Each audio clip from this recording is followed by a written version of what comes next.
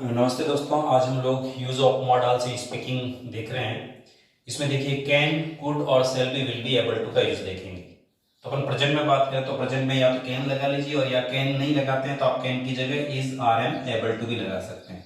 कब लगेगा देखिए आपका, यदि हिंदी सेंटेंस के एंड में सकता है, सकती है, सकते हैं या फिर पाता है, पाती है, पाते होता है तो हम लोग कैन का यूज कर सकते हैं, या कैन की जगह is, are, am, able to का यूज भी कर सकते हैं। लाइक देखो आपका स्ट्रक्चर इसका, सब्जेक्ट, कैन, वर्ब की फर्स्ट फॉर्म और ऑब्जेक्ट।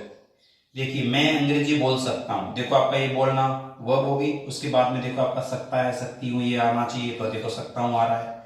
तो क्या बन गया आपका सब्जेक्ट आई, उसके बाद मॉडल्स हो गया कैन, उसके बाद में देखो स्पीक, और ऑब्जेक्ट हो गया आपका इंग्लिश। अब मैं इसको ऐसे भी बना सकता हूं, I am able to speak English.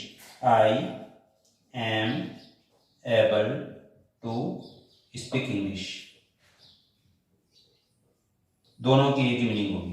ठीक है, उसके बाद देखो आपका पास्ट के अंदर हम लोग क्या करते हैं, कैन की जगह कुड का यूज कर सकते हैं। तो देखो कुड, या फिर हम लोग वॉज, वर, एबल टू भी लगा सकते हैं।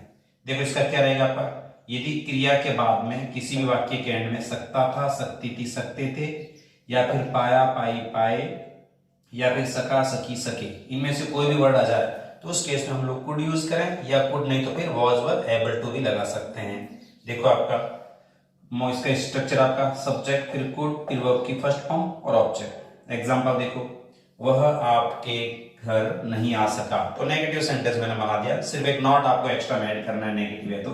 देखो he could not come to your house. Clear. उसके बाद देखो मैं एक इसका और सेंटेंस देता हूं, जैसे देखो वह अंग्रेजी में जवाब दे पाया, अंग्रेजी में जवाब दे पाया।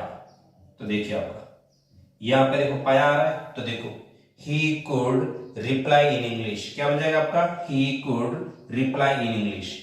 मैं इसकी जगह वापस ये भी यूज कर सकता हूं, वॉज, वर, एबल टू भी। तो देखो he was able to reply in English, he was able to reply in English.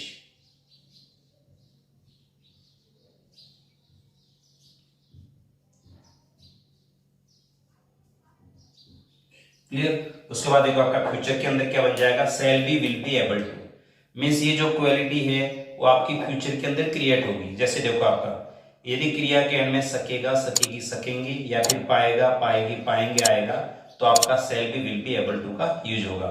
Structure आपका subject, shall, will, be, able to के बाद V1 और ऑब्जेक्ट बन जाएगा। जैसे देखो हम अंग्रेजी सीख पाएंगे, we shall be able to learn English और स्पीक इंग्लिश। यहाँ पर देखिए सीखने की जगह मैंने लर्न लिख लीजिए, we shall be able to learn English. Clear है। इस तरीके से हम लोग कैन, कुड और shall be, will be, able to का यूज देखेंगे। Thank you.